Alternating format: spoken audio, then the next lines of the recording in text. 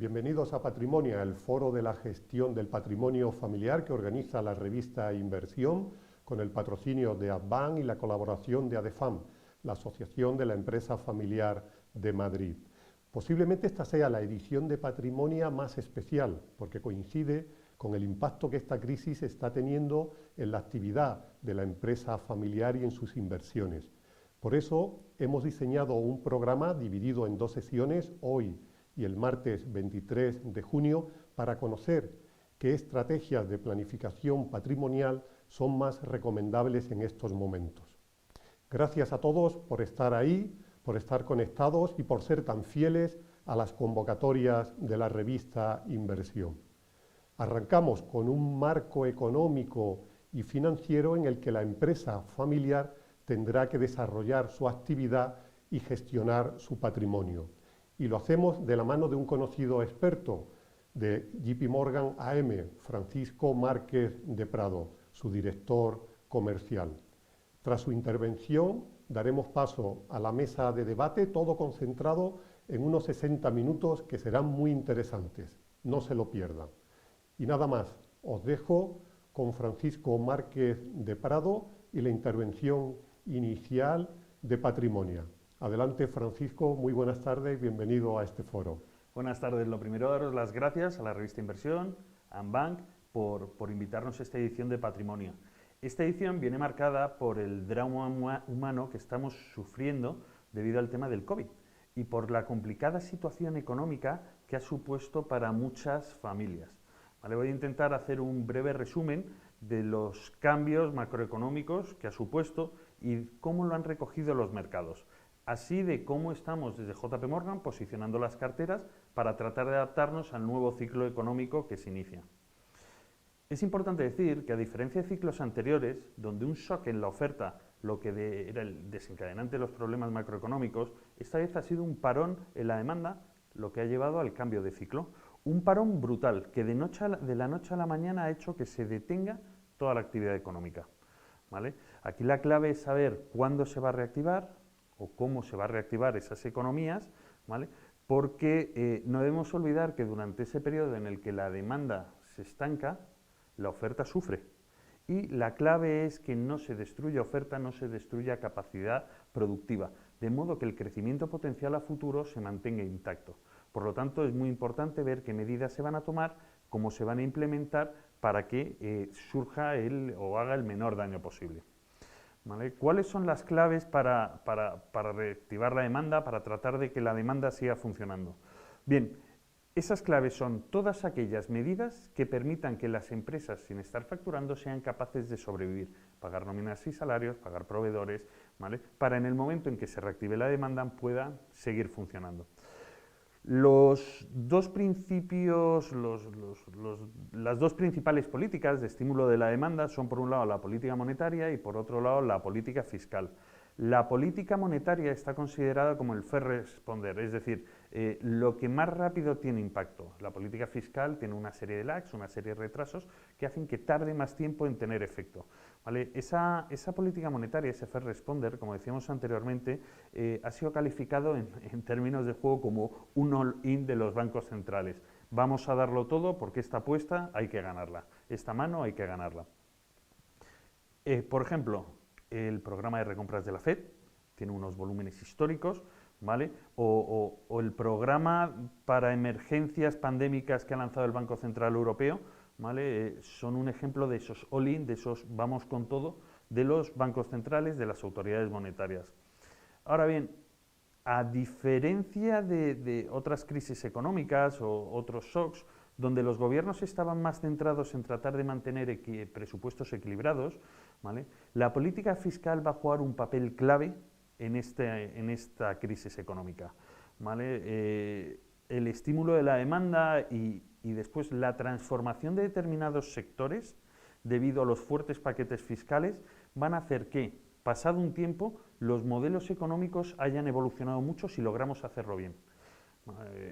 Ejemplos de política fiscal que se están llevando a cabo es el fondo que están entre Alemania y Francia tratando de lanzar de 750 750 billion, unas cantidades de dinero espectaculares. O Alemania, que siempre se ha caracterizado por la austeridad, por la disciplina fiscal, está lanzando un segundo programa que supone un 4% del Producto Interior Bruto, ¿vale? Por lo tanto, son ejemplos donde se muestra cómo los gobiernos están tratando de estimular la demanda, evitando que se destruya esa capacidad productiva que es tan importante, ¿vale?, para el crecimiento futuro, que sigamos teniendo el mismo crecimiento potencial y no existan esos problemas. Es importante también tener en cuenta que nos encontramos ante un nuevo ciclo económico, ¿vale? Hay una nueva realidad económica que está dominada primero por los bancos centrales, porque la inyección monetaria es tremendo, y segundo por el impulso que están tratando de dar los gobiernos, el impulso económico, las políticas fiscales, que llevamos muchos años, llevamos decenas de años sin ver impulsos fiscales de este nivel, ¿vale? Es muy importante ver cómo se van a encaminar esos impulsos fiscales hacia determinados sectores, porque es cierto que correctamente enfocados pueden actuar sobre sectores que lo que lleven es un incremento de la productividad.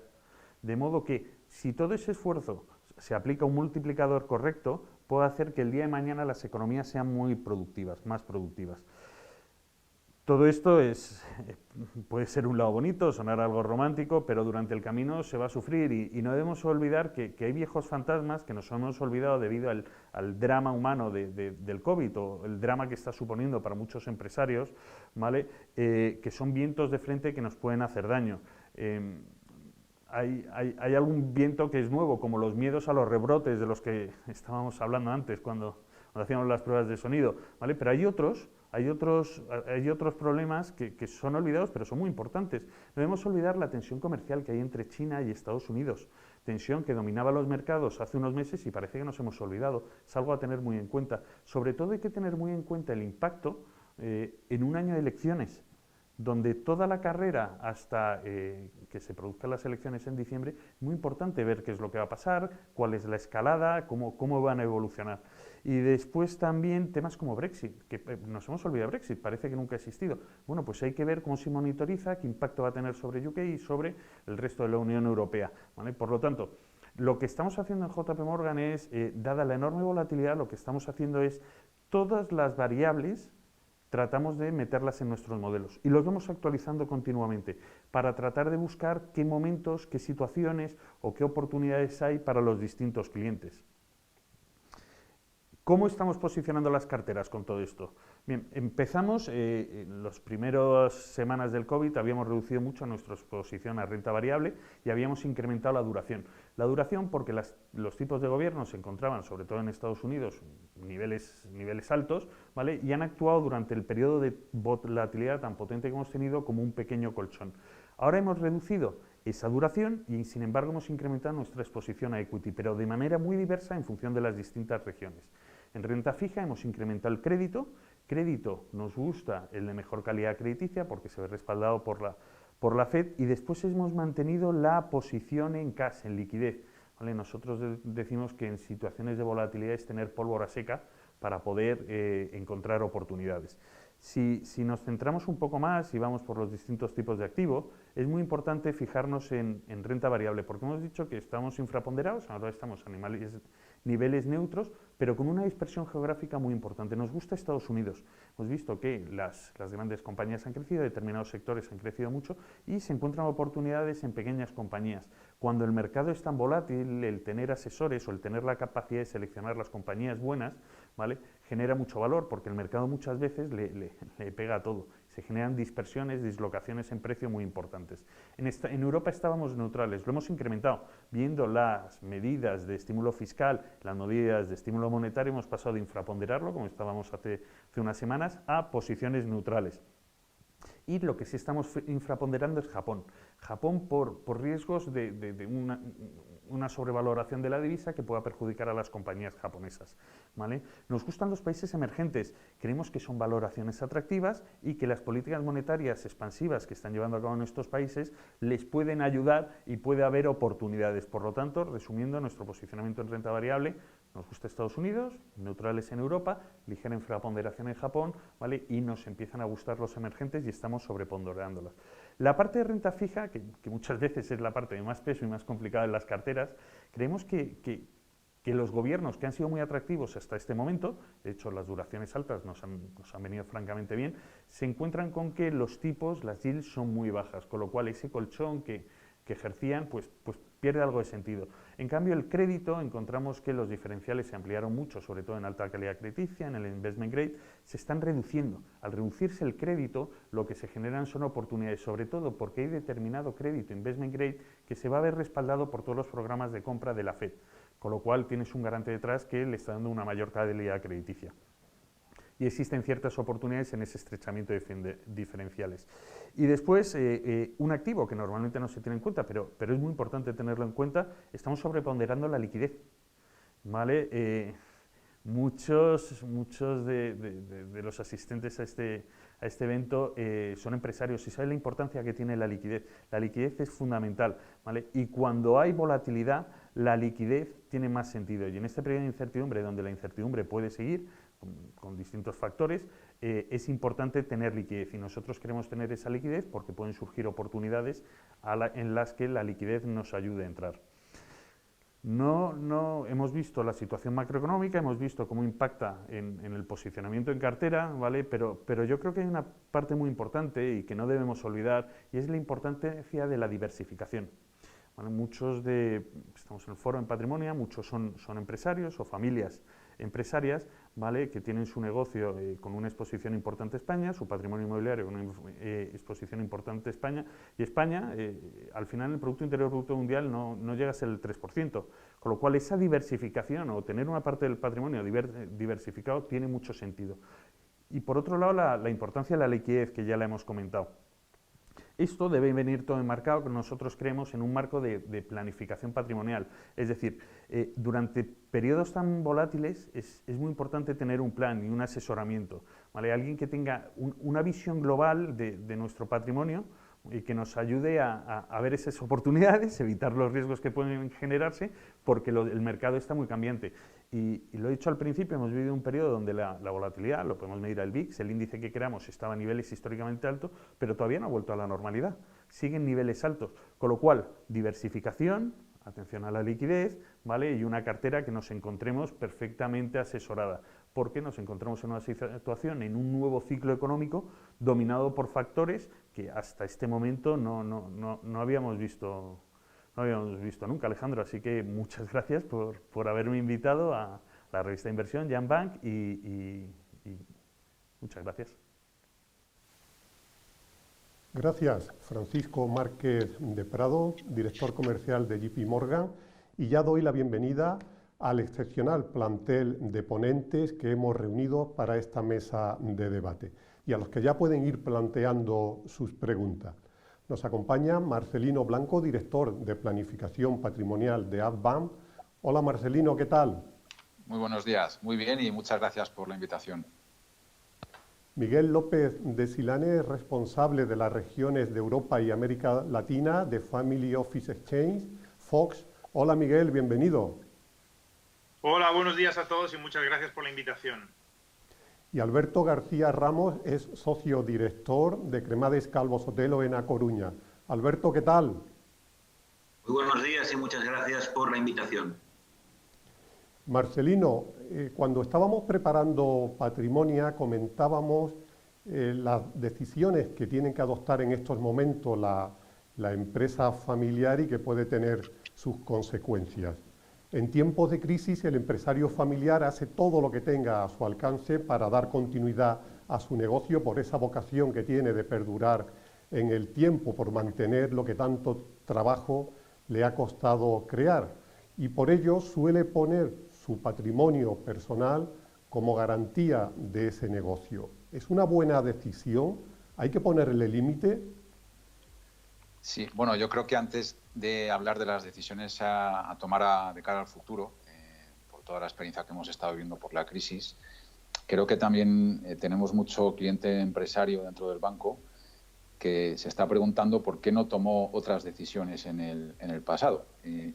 Es cierto que esta crisis, que ha supuesto un parón brutal de la actividad económica, ha supuesto que muchas empresas hayan temido por su propia supervivencia. Y en el caso de empresas familiares, es habitual, por ejemplo, encontrarnos con con sociedades o grupos de empresas de una familia, donde dentro del activo de la propia sociedad pues se mezcla el activo financiero, el activo inmobiliario y el activo empresarial. Digamos que hay una confusión de patrimonio financiero, patrimonio familiar y patrimonio empresarial, que en caso de que las cosas vayan muy mal, pues puede hacer que todo se vea arrastrado a la quiebra de la propia empresa, ¿no? y a la supervivencia de la propia empresa. Y eso ahora nos encontramos con empresarios pues que se están planteando de cara a futuro tomar decisiones, primero, para separar estos tres tipos de patrimonio, con el fin de que al menos uno de ellos o dos, el patrimonio familiar y el patrimonio financiero, queden en la medida de lo posible protegido. Y luego tenemos empresas, familias que apuestan 100% por su negocio y vuelcan todo su patrimonio para el desarrollo de su negocio. Entonces, esos límites yo creo que se los debe de poner cada familia y cada empresario. Lo que sí que creo que es muy importante es que a la hora de tomar este tipo de decisiones, cada empresa y cada familia sea consciente de los riesgos y de las ventajas que tiene pues que todo el patrimonio esté en una sola entidad o esté básicamente confundido en una empresa. Miguel, es importante que en estas decisiones participen todos los miembros de la familia, que sepan por qué se toman estas decisiones. En Fox soy muy activo a la hora de educar a los más jóvenes de las familias. ¿Creéis que a pesar de las dificultades es un buen momento para involucrarles en ella? Bueno, sin duda la involucración de todos es uno de los factores críticos de éxito en el largo plazo para las familias empresarias. Y un momento de crisis como este, sin duda es un buen momento para hacerlo, en la medida en que nunca sabes de parte de quién va a venir la idea genial o el contacto que va a hacer progresar o salir adelante el proyecto empresarial, ¿no? Así que porque es una fórmula de implicar más o de poner en juego el capital más importante, que es el capital familiar, ¿no? El talento. Y sí es cierto que estamos viendo a nivel mundial con las grandes familias empresarias una implicación cada vez mayor de todos los elementos de la empresa familiar. De hecho, todo el mundo se está poniendo las pilas. Quizá una consecuencia positiva de la crisis del COVID es que todas las empresas están acelerando los procesos de profesionalización. Quiere decir esto tanto a nivel de renovar la visión, los valores, adecuar el gobierno corporativo, ponerse las pilas a efectos de sucesión, revisión de la estrategia, etcétera, etcétera. Respecto a la pregunta de si es un momento para implicar a los jóvenes, yo creo que sí. No importa, sin importar la edad de lo que tenga la siguiente generación, y hay que empezar a implicarles, ¿no? Para los más jóvenes puedes empezar a hablar de valores, de historia familiar, etcétera. Conforme crecen o tienen más edad, puedes pensar en proyectos de prácticas que lideren un pequeño proyecto a nivel de filantrópico o donativo, que participen de alguno de los comités de la empresa familiar, que vayan como observadores al Consejo de Administración, etcétera, etcétera. Cualquier momento es bueno y más todavía. Alberto, ¿el asesor puede facilitar en estos momentos la cohesión familiar? ¿Crees que la crisis está cambiando o va a cambiar la relación entre los empresarios familiares y sus asesores? Sin duda que el papel del asesor es un papel importante en estas circunstancias. Pensemos que la mayoría de empresas familiares y de patrimonios familiares todavía tienen un perfil de profesionalización bajo. Luego, la figura del asesor externo, tanto fiscal, financiero, patrimonial, legal incluso, pues creemos que es un elemento para unir a las familias. Hemos de pensar que en épocas de bonanza, cuando todo va bien, pues es muy fácil tomar decisiones, ¿vale?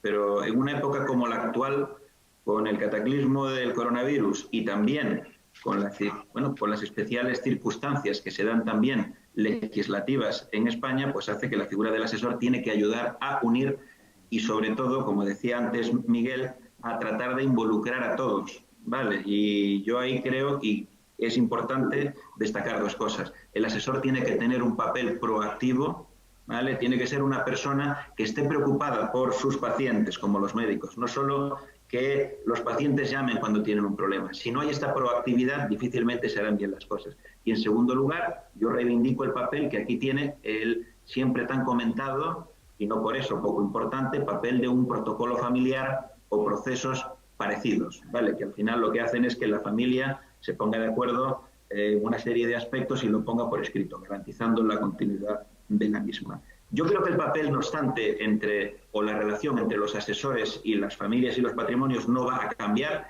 Es una relación de confianza y solo puede cambiar para mí si hay una pasividad o si se cometen errores. Lo que sí que es cierto es que yo creo que va a subir el nivel de exigencia.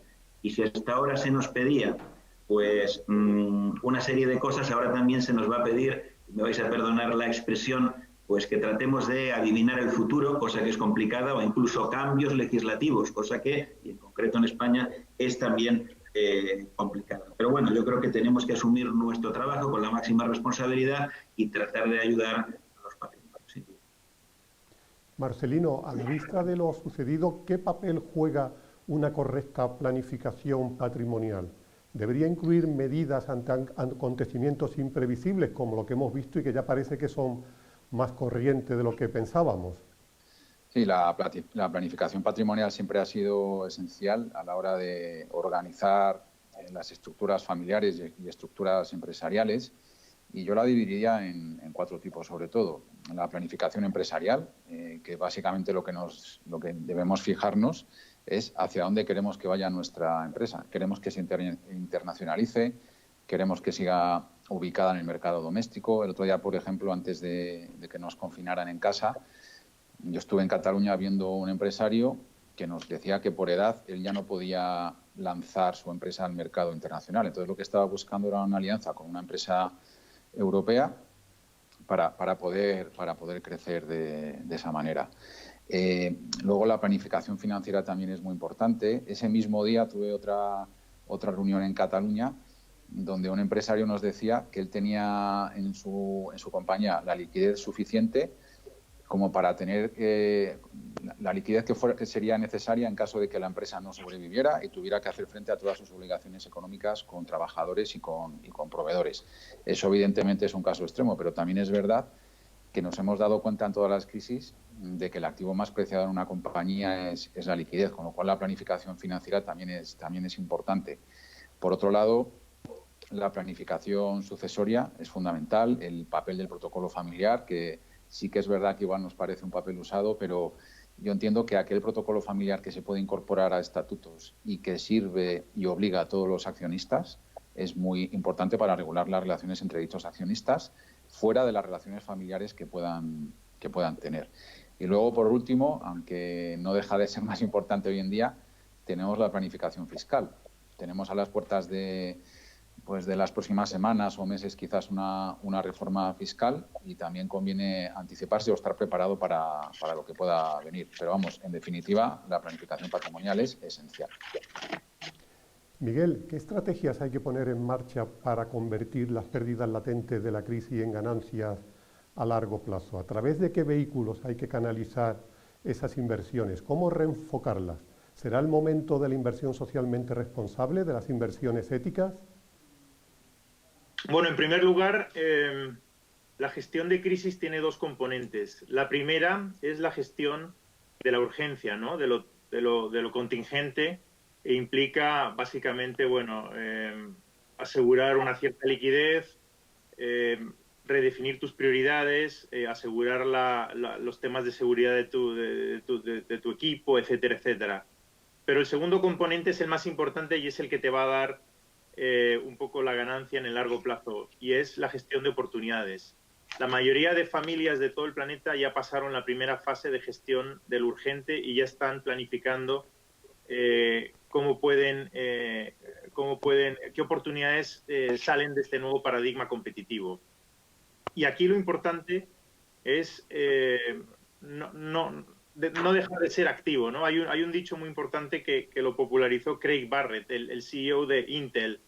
You cannot save your way out of a crisis. You have to invest your way out of a crisis. Quiere decir esto que no puedes ahorrar para salir de una crisis, sino que es el momento verdaderamente de invertir, ¿no? Y vemos muchas pues, familias empresarias que lo están haciendo a nivel mundial, no solo a nivel operativo, sino a nivel de inversiones. El otro día hablábamos con una familia de Canadá que era una maquiladora de las grandes marcas tipo Procter, etcétera, etcétera, a nivel de esencias y de productos de belleza. Bueno, de repente se pararon los pedidos por muchos meses y lo que han determinado es pues que van a lanzar su propia marca, ¿no? Así que es un ejemplo de una familia que invierte y que aprovecha la oportunidad para reinventarse y lanzar un nuevo negocio, y eso es lo que lo va a sacar de la crisis. Respecto a la pregunta de los vehículos y fórmulas de inversión, acuérdense de la frase "private is the new public", es decir, todos los mercados privados es lo que ahora mismo hay más interés de parte de los inversores. ¿Por qué razón? Porque hay una percepción de una menor volatilidad, pero también porque los mercados privados pueden tener más rentabilidad en el largo plazo y permiten poner en juego tu ADN empresarial, permiten implicar a tus hijos, permiten comprar opcionalidad, entender un nuevo sector. Entonces, dentro de mercados privados está creciendo tanto los fondos de private equity, pero hay mucha frustración con muchos fondos de parte de muchas familias porque creen que no están generando el valor ni hay un cierto alineamiento en el largo plazo. En consecuencia, lo que las familias cada vez prefieren más es la inversión directa. La inversión directa en proyectos operativos. Sí es cierto que tienes que tener las capacidades para ello. Así que te diría que ese es uno de los grandes titulares a futuro, ¿no? Va a hacer que las familias se parezcan cada vez más a los endowments americanos. Muchas familias tienen ya entre el 30 y el 50% de los activos de inversión o líquidos ya metidos en activos ilíquidos, ¿no? Como pueden ser el capital privado que hablábamos. El real estate o bienes inmuebles todavía no se está tocando mucho, hay mucha incertidumbre respecto a lo que pueda pasar y por tanto está bastante paralizado. Respecto a tu pregunta de las inversiones éticas, es uno de los grandes ganadores, todavía representa un porcentaje muy bajo de los activos mundiales, menos de un 2-3%, pero sí es cierto que cada vez está más presente, ¿no?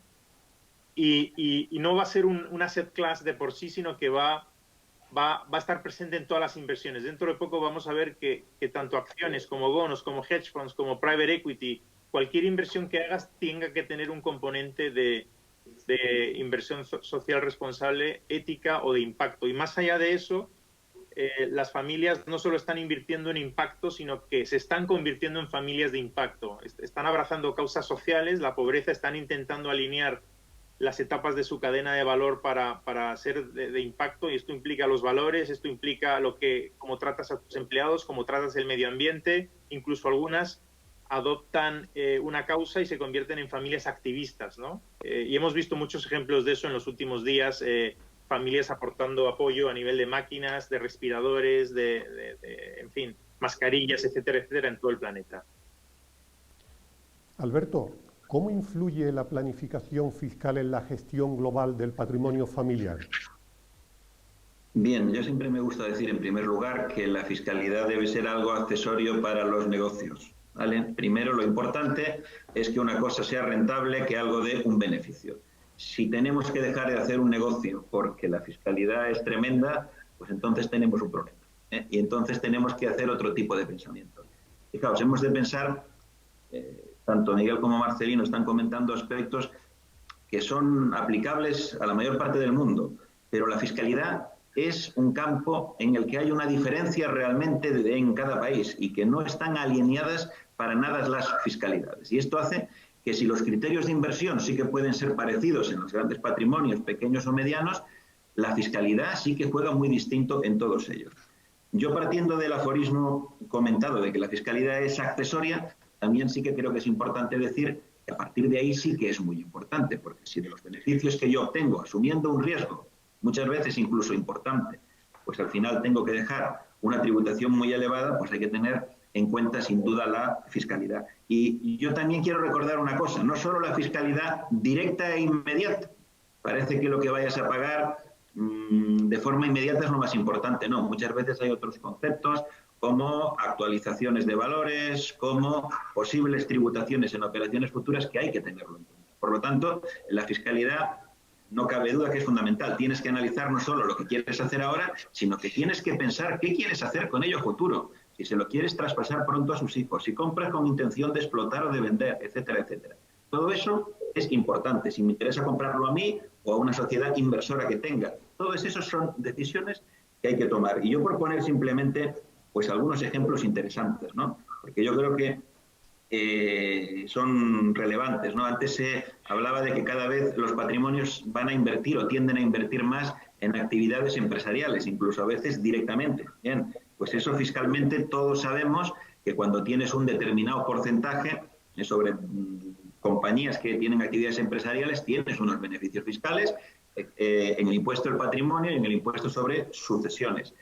Mover empresas, reestructurar empresas, unirlas, separarlas, partirlas, se puede hacer a través de regímenes fiscales de neutralidad fiscal, el régimen fiscal especial de fusiones y escisiones del impuesto sobre sociedades.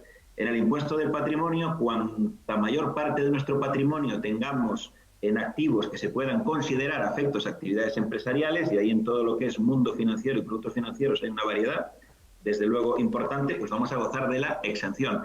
Y por último, sí que creo que es destacable e importante, porque antes también se ha comentado la importancia de planificar la sucesión en estos momentos del patrimonio familiar, en la que muchos patriarcas o muchos fundadores pues están viendo que ya no tienen ni la edad ni tienen las ganas ante estas dificultades de continuar, pues que si realmente las familias tienen la idea o tenían la idea o lo venían pensando de traspasar ese patrimonio familiar, pues quizás, y por lo que es en España, pues va a haber que valorar hacerlo muy seriamente, porque ahora mismo existen una serie de regímenes fiscales específicos en las comunidades autónomas que pueden cambiar. Lo que dice la prensa, lo que se anuncia, es una subida del impuesto sobre sucesiones, una equiparación en todas las zonas de España, evidentemente menos Navarra y el País Vasco, porque van en otra línea, pero el resto de comunidades parece que va a subir el impuesto y parece que se pueden eliminar exenciones o reducciones específicas. Si me permitís, en Madrid ello todavía es peor ante el ventajoso régimen que tiene. Por lo tanto, yo desde luego, cualquiera que esté planteando de si tengo que pasar algo o no a futuras generaciones, pues yo creo que es el momento de tomar decisiones bastante rápidas. Sobre todo pensando además que hay ciertas decisiones que las puedes adoptar con cláusulas de retorno o incluso condicional. Seguimos en Patrimonia, el foro de la gestión del patrimonio familiar que organiza la revista Inversión con el patrocinio de Adban y la colaboración de ADEFAM. Os recuerdo que está abierto el turno de preguntas que iré planteando ahora a nuestros ponentes. Marcelino, seguimos hablando en esa reforma fiscal, en esos planes que tiene el gobierno de subir impuestos y que pueden afectar, como comentaba Alberto, a sucesiones, donaciones, patrimonio. ¿Cómo le va a afectar a la empresa familiar este cambio? Sí, bueno, lo primero, reforzar lo que ha dicho Alberto, porque cualquier decisión empresarial que se tome, si la principal motivación es la fiscalidad, seguramente eso sea igual a fracaso empresarial. ¿Cuántas veces nos hemos encontrado con clientes o con personas que para poder beneficiarse de la exención en el impuesto sobre el patrimonio, pues han forzado la creación de una actividad empresarial, sin tener ni espíritu empresarial ni conocimiento del negocio en el que se van a meter? Entonces, nosotros siempre decimos que la fiscalidad está en el vagón de cola, en el último vagón de las decisiones que hay que tomar. Una vez tomadas las decisiones principales, hablemos de fiscalidad, pero no hablemos primero de fiscalidad y luego tomemos las decisiones. Y en este sentido, yo creo que tenemos buen ejemplo con lo que nos viene, lo que seguramente a corto o medio plazo vendrá, y que básicamente yo lo dividiría en tres bloques. En primer lugar, lo que ya estaba acordado en el año 2018. En segundo lugar, lo que puede venir ahora por la crisis que estamos viviendo. Y en tercer lugar, pues la reforma fiscal autonómica. En el año 2018 ya había un acuerdo de gobierno para modificar el impuesto sobre el patrimonio, de manera que los inmuebles iban a experimentar un incremento de valoración, porque se va a utilizar un sistema de valoración nuevo, novedoso, basado en precios de mercado y con la colaboración del Instituto Nacional de Estadística. Luego también aquellos contribuyentes con patrimonio superior a 10 millones de euros iban a pagar un 1% más en la cuota del impuesto sobre el patrimonio. Y luego había medidas menores referentes a los seguros de vida sin derecho de rescate, que salvo en País Vasco y Navarra, a día de hoy no tributan en el impuesto sobre el patrimonio, pero sí que había una reforma estatal que los iba a incluir en la base imponible del impuesto sobre el patrimonio. Luego también estaba prevista un incremento en la escala de gravamen del impuesto sobre la renta de las personas físicas para contribuyentes con rentas superiores a 130.000 euros y a 300.000 euros, perdón, y 130.000 euros en la base imponible del ahorro.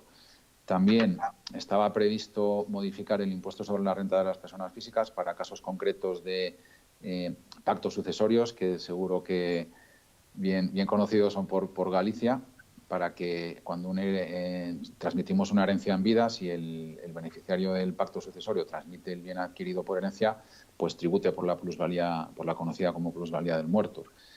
Luego también estaba previsto un incremento en los tipos del impuesto sobre sociedades. Más que incremento de tipos, lo que se había acordado era que las grandes empresas tributasen a un tipo mínimo del 15%. E incluso las entidades financieras y las entidades de hidrocarburos tuvieran un tipo medio o un tipo mínimo del 18%. También estaba previsto modificar el impuesto sobre sucesiones, y eso es lo que estaba acordado básicamente, bueno, y también el famoso régimen fiscal de las ICAP, que desaparecería según lo que estaba previsto. Pero eso estaba acordado ya en el año 2018. Ahora nos encontramos con una crisis. Se anuncian estas medidas como una reforma fiscal para paliar los efectos de la crisis, pero no eran más que medidas que ya estaban acordadas en 2018 para cubrir el exceso de gasto que iba a haber con el nuevo gobierno. Entonces yo me temo que ahora seguramente nos encontramos con medidas adicionales que quizás vayan por un incremento en el impuesto en el tipo general del impuesto sobre el valor añadido, que actualmente es el 21% y que está quizás por debajo de la media europea. También hay un intento para unificar la fiscalidad autonómica, de manera que se pague el mismo impuesto sobre el patrimonio y el mismo impuesto sobre sucesiones en todas las comunidades autónomas. Y luego tenemos ya reformas que han entrado en vigor el día 1 de junio, el día 1 de mayo. Concretamente, en el ámbito autonómico, en Cataluña, ha entrado ya en vigor una reforma fiscal que penaliza o que hace que aquellas personas que vayan a heredar una empresa familiar tengan que calcular si les conviene o aplicar la reducción del 95% a la herencia consistente en una empresa familiar, o aplicar las bonificaciones que existen en general para las herencias entre padres e hijos. Y luego también en Cataluña, pero ya con efectos 1 de enero, se ha incrementado la escala general de gravamen. De manera que en Cataluña, si sumamos lo que ha entrado en vigor desde 1 de enero y lo que previsiblemente entrará en vigor, pues nos podamos encontrar con que las altas rentas puedan llegar a tributar a tipos en torno al 52%. Y eso es el panorama que tenemos ahora. A esto hay que sumar también el anuncio de uno de los partidos que están ahora mismo en el gobierno de crear el famoso impuesto a las grandes fortunas, que no sería más que otro impuesto sobre el patrimonio, que ya estuvo en vigor en el País Vasco y que sustituía precisamente al impuesto sobre el patrimonio y que grava sin más aquellas fortunas, quitando la vivienda habitual por un valor de 400.000 euros, y a partir de ahí pues podemos llegar a tipos de entre el 1 y el 4%. Esto es lo que tenemos ahora en vigor o previsto, sin perjuicio de que haya más medidas adicionales. También se habla que, aprovechando la bajada en el petróleo, pues se incremente el impuesto sobre las gasolinas también como impuesto para recaudar más ingresos para el Estado. Entonces, en definitiva, aunque de momento lo único que tenemos seguro es lo que se ha aprobado en Cataluña, la tendencia es que haya un incremento de la presión fiscal, y ojalá que no afecte a las empresas familiares, porque si para transmitir a una empresa familiar tenemos que pagar el 15, el 20, el 25 o el 30% del valor de esa empresa, pues eso abocaría a la terminación y a la disolución de muchas empresas familiares. Entonces, ojalá el Gobierno sea sensible a que las empresas ahora mismo son más necesarias que nunca para reactivar la economía. Eso es así. Miguel, estructurar la inversión a través del capital riesgo de vehículos de diferimiento fiscal, como pueden ser los fondos de inversión o los Unilink, pueden ayudar a las familias empresarias con esta subida de impuestos. Y también, unida a esta cuestión, te planteo una que no ha planteado uno de los participantes y que dice si las incertidumbres legislativas están limitando las inversiones de las empresas familiares. Bueno, en teoría, correcto. Esos vehículos de diferimiento fiscal como los que mencionas, capital riesgo, fondos de inversión, unit link, etcétera, su rol es justamente mitigar ese impacto de impuestos difiriéndolo y por tanto, incentivando la inversión o la reinversión. Si bien es cierto que bueno, la mayor parte de gobiernos del planeta están bajo las cuerdas y muy presionados para aumentar la recaudación, entonces llevan ya varios años, en algunos países ya lo han hecho, un poco aplicando impuestos a esos vehículos con independencia de que se hayan repartido o no las ganancias fuera de los mismos. Yo creo que en el caso de los Unit Link, como decían Alberto y Marcelino, es probable que se acaben las exenciones, puesto que está incluido así en las reformas tributarias previstas. Yo creo que la mayoría de empresarios han interiorizado y asumido que van a tener que pagar mayores impuestos y lo han incluido en sus análisis y en sus previsiones. Efectivamente, esto, además de la incertidumbre, lleva a que haya menores inversiones. El paradigma con el que trabajan los empresarios es un futuro por lo menos a corto plazo, de crecimiento bajo, tasas bajas o negativas, retornos de capital muy bajos e impuestos más altos.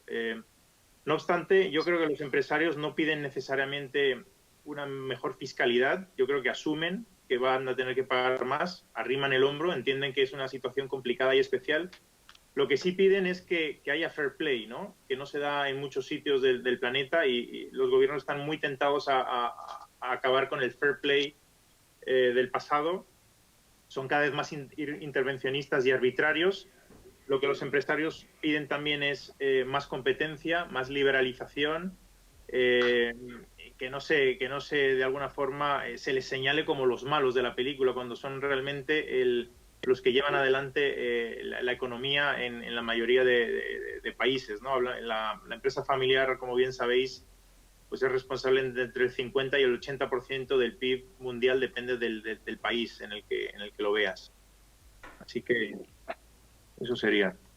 Muy bien. Alberto, el que España cuente con este marco fiscal tan inestable, ¿pone en peligro el desarrollo y la continuidad de la empresa familiar? Lamento ser pesimista, totalmente. España, yo me atrevo a juzgar, no conozco todos los países del mundo, pero sí unos cuantos, es de los países más inseguros fiscalmente, de lo peor que tenemos, ¿vale? De lo peor. Y no hablo de un gobierno o de otro, es una tradición que viene de muchos años. Por lo tanto, ¿eso qué hace? Pues eso hace que a día de hoy realmente muchos empresarios españoles, y a mí me lo están consultando, se están planteando irse. Irse no es irse ellos personalmente, no, es llevarse sus fábricas o llevarse su patrimonio fuera de España. Y ya no digamos, el que se estaba planteando venir, evidentemente va a tener otros sitios más atractivos. Y fijaos una cosa, si no es un tema de pagar incluso más o menos, y es verdad que ya los empresarios o los patrimonios aceptan pagar más, pero es un tema de seguridad jurídica. Yo no puedo planificar sabiendo que me vas a cambiar y voy a ir a más. Yo no voy a planificar sabiendo que lo que me apruebas, la Inspección de Hacienda lo va a interpretar como le dé la gana. Hay una cosa que es la presión fiscal directa y es qué se paga de impuestos, y otra es la indirecta y es cómo me aplican los impuestos. La inseguridad jurídica que hoy está generando la aplicación de los impuestos por parte del Ministerio de Economía y Hacienda es absolutamente descarnada. Tienen unos incentivos de recaudación aprobados recientemente en pleno COVID tremendos. Esto es el famoso tema, que esto es que si le dices a un juez que va a cobrar por condenados o a un guardia civil por multas, pues efectivamente vamos a disparar. Y eso genera una situación tremenda. Si a esto le sumamos un montón de herramientas que la Ley General Tributaria aprobó con el ministro Montoro, que permiten y facilitan a la Inspección de Hacienda calificar y recalificar situaciones de hecho a su gusto, pues francamente España es un país muy complejo tributariamente. ¿Y eso qué hace? Eso hace que los asesores fiscales y los patrimonios y las empresas tengamos que ir con muchísimo cuidado y pensad una cosa. Hay una propuesta de crear una unidad central de coordinación de patrimonios relevantes, ¿vale?, para inspeccionar cada vez más a los patrimonios. Eso hace que sea, lógicamente, cuando se crea esa unidad es por algo. Marcelino, ¿qué tipo de medidas necesita la empresa familiar para la salida de una crisis inédita como la que estamos viviendo? Y esta cuestión la uno con otra que acaba de plantear un participante que pregunta si nunca antes había sido más importante la internacionalización de los negocios para la empresa familiar. ¿Qué papel jugará en su supervivencia? ¿Y cómo afectará la crisis sanitaria a la intención de internacionalizarse de la empresa familiar española? Bueno, yo creo que volvemos un poco a la primera pregunta. Yo entiendo que muchas empresas familiares son conscientes de los riesgos que corren teniendo mezclado todo su patrimonio familiar, personal y empresarial. Es fundamental también que las empresas no se dejen llevar por la inercia. En los últimos años sí que es verdad que pues vemos muchos empresarios cuyo único objetivo estratégico era incrementar el volumen de ventas sin plantearse a lo mejor si el objetivo más racional es la internacionalización, vender fuera, no ceñirse al mercado español. Hemos visto empresas también que dependen de un único proveedor o de muy pocos proveedores en algunas ocasiones y les está haciendo ver que tienen que diversificar también su cartera de proveedores y también su cartera de clientes. Con lo cual, yo creo que estos 2 meses de confinamiento, que a muchos nos han servido para pensar muchas cosas, estoy seguro de que para las empresas familiares también es importantísimo, ha servido para poder quizás levantar un poco el pie del acelerador, frenar esa inercia que muchas veces hace que las cosas continúen y replantearse muchísimo, pues justo para mí es clave el salir a mercados exteriores, el replantearse las estrategias, el separar los patrimonios, vuelvo a insistir, porque para mí eso es muy importante. Y volviendo al tema de la fiscalidad, yo también quería poner sobre la mesa una cosa, y es por qué en Europa no tenemos un sistema fiscal único y que básicamente es debido a que los Estados no quieren ceder soberanía fiscal. Yo creo que si tuviéramos una fiscalidad única, esa inseguridad jurídica que estamos viviendo continuamente aquí en España, porque para bien o para mal se está legislando en los últimos años a base de consultas tributarias que luego son interpretables por quien venga a inspeccionar la compañía. Entonces, esa inseguridad yo creo que en parte se quedaría limitada por una autoridad fiscal única en Europa. Pero como los Estados no quieren ceder soberanía, pues entonces eso no nos lleva a que sigamos teniendo muchas administraciones fiscales y mucho más aquí en España, donde aparte de la administración estatal tenemos las administraciones autonómicas. Miguel, como responsable de las regiones de Europa y América Latina de FOF, ¿las necesidades de los empresarios familiares de ambos continentes son diferentes a la hora de gestionar sus empresas y sus patrimonios? Sin duda, Alejandro, es diferente la visión. En América Latina, pensemos en América Latina como si fuera España hace 30 años. Todavía el enfoque está muy fuerte en la creación de riqueza, en la creación de valor. Están en la curva ascendente a nivel económico, con independencia de la crisis actual. En los últimos 20 años y en los próximos 20 años, las tasas de crecimiento pasadas y esperadas van a ser mucho mayores en América Latina. Y por tanto hay mucho más hambre, mucha más agresividad. La mayoría de familias están en manos de la generación primera o segunda. Su referencia es Estados Unidos, que es un modelo mucho más agresivo. Piensan en dólares, tienen invertidos en dólares entre el 60 y el 100% de sus activos. Hubo un momento en que parecía que las economías locales iban a jugar un rol mayor, las monedas locales, pero luego han apostado más por el dólar. En Europa vemos un paradigma mucho más aletargado, mucho más conservador, mucho más de consolidación de lo que ya tienen, de evitar el riesgo, más preocupados, en vez de crecer el patrimonio, que sí también, pero más preocupados todavía del legado, de la cultura familiar. Hay un sesgo un poquito más local, hacia instituciones locales versus en América Latina, que se mira más hacia lo extranjero, ¿no? Te diría que esa es un poco la diferencia entre América Latina y Europa. Alberto, Juan Francisco Martínez plantea la siguiente pregunta. En este panorama de incertidumbre, pediría tres consejos para estabilizar la empresa familiar ya constituida. 3 consejos. Pues hombre, yo creo que el primer tema sería ver cuál es la situación financiera de esa empresa familiar, es decir, ver si realmente tienen unas necesidades de tesorería o de liquidez importantes. Antes ya se ha comentado que ese es uno de los temas que hay que atender en primer lugar. En segundo lugar, yo creo que hay que planificar realmente el sector en que se está moviendo y ver si tiene recorrido o no. Y si no tiene recorrido en España, ver si es un problema solo del mercado español o, en su caso, valorar seriamente lo de internacionalizarse, porque tanto la internacionalización como la famosa digitalización son elementos que ya no es que estén presentes, sino es que son urgentes en todas.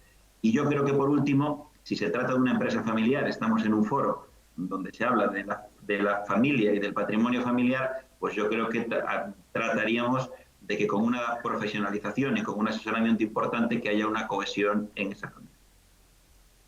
Marcelino, esta pregunta es para ti, la plantea José Rodrigo Bernal y pregunta qué grupo de productos o servicios pueden estar en riesgo de desaparecer en este escenario actual.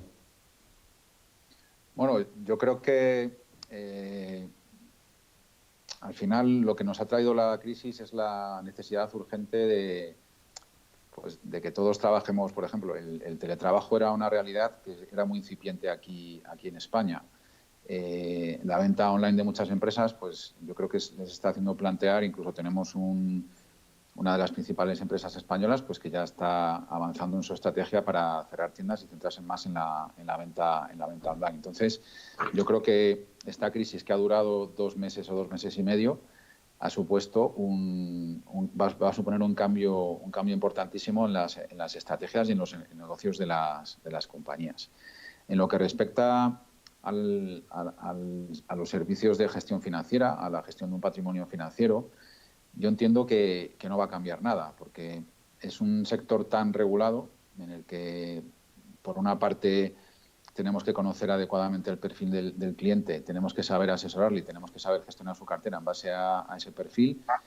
Yo creo que ahí poco cambio va a haber. Sí que va a haber cambios puntuales, por ejemplo, en temas fiscales, lo que comentábamos de los seguros de vida, de los unit link, pero yo sigo pensando que la fiscalidad del unit link es secundaria. Para mí el seguro de vida unit link es un instrumento fabuloso para la protección patrimonial. Y para la planificación sucesoria de las siguientes generaciones. Eso desde luego. Entonces, yo creo que los modelos de negocio van a cambiar, pero el resto, sobre todo en lo que se refiere a productos financieros, pues la planificación financiera va a seguir como hasta ahora. Eso sí, de esta crisis se podrá aprender, por ejemplo, a no tener todo tu patrimonio en activos y líquidos que no te permitan hacer frente a necesidades inmediatas de liquidez.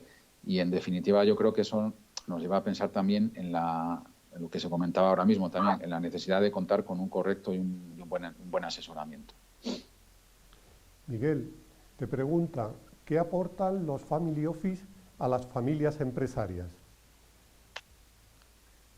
Los family office inicialmente tenían un rol de diversificar el patrimonio y bajar el riesgo, ¿no? La mayor parte del patrimonio estaba ligado a una empresa operativa y, justamente por lo que acaba de hablar Marcelino y Alberto, suponía un riesgo si venía una crisis. En consecuencia, querías tener algo de dinero a buen recaudo.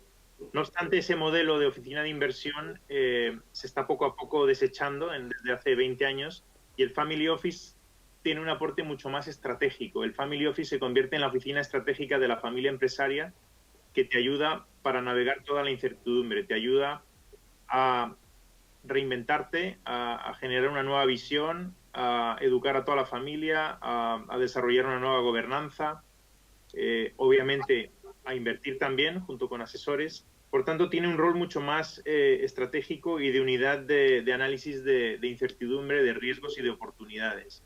Ese es un rol cada vez más relevante que observamos en el mercado. Tenemos tiempo para una última pregunta. Han llegado bastante relacionadas con sostenibilidad y criterios responsables. Y preguntan cómo están afrontando las empresas familiares esta transformación. Cualquiera puede preguntar, puede responder. Bueno, nosotros a nivel, yo voy a ser muy breve para que podamos responder todos, pero nosotros a nivel financiero sí que estamos notando entre nuestros clientes, tanto particulares como empresas, la preferencia por realizar inversiones sostenibles. Eso está claro. Alberto. Bueno, Miguel. si queréis, lo que comentábamos anteriormente, sí, obviamente cada vez más se analiza todo por el filtro de la sostenibilidad, pero es cierto que yo creo que hay muchas familias que incluso van un paso más allá y se convierten en lo que se llama familias de impacto, ¿no? Que alinean todas sus actividades e intereses, desde los valores familiares hasta los filantrópicos, hasta las actividades internas de la empresa familiar hacia el impacto, ¿no? ¿De qué sirve que tengas filantropía o un programa bueno de donaciones si luego machacas a tus trabajadores con un sueldo ínfimo o no pagas a tus proveedores? Entonces vemos una cierta visión más holística de la sostenibilidad. Porque por otro lado no hay alternativa. Las empresas familiares saben que o todos nos ponemos las pilas para resolver la situación en la que estamos por la interdependencia. Todos estamos en el mismo barco o no vamos a salir adelante como sociedad. Yo, por lo que puedo ver, en empresas con actividad económica cada vez están más preocupadas pues de dedicar parte de sus beneficios. Por eso es tan importante primero tener beneficios, si no, no podemos hacer nada, pues a todo lo que es el mundo de la responsabilidad social corporativa y también a poderlo vender. ¿Vale? Desde hace unos años está la obligación de hacer un estado de información no financiera para determinadas empresas. Las páginas web cada vez son más importantes y pues todas las empresas quieren poder, digamos, explicar al mercado, a sus clientes, a sus proveedores, que realmente les importa como así es, y por lo tanto yo creo que eso es una tendencia que irremediablemente va a más, sin duda. Pues con esta pregunta terminamos esta primera sesión de Patrimonio. La verdad es que ha sido un placer contar con estos excelentes expertos que nos han aclarado muchísimas cosas y a los que voy a despedir. Marcelino, gracias por participar en Patrimonio. Muchísimas gracias. Miguel, un placer contar contigo en esta sesión. Gracias igualmente y ánimo a todos en navegar esta situación compleja para el país y para el planeta. Alberto, muchísimas gracias. Muchas gracias y que os vaya a todos muy bien.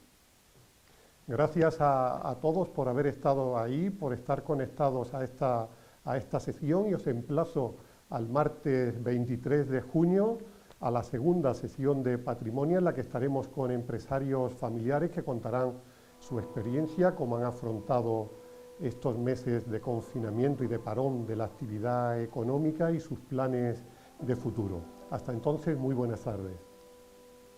Gracias.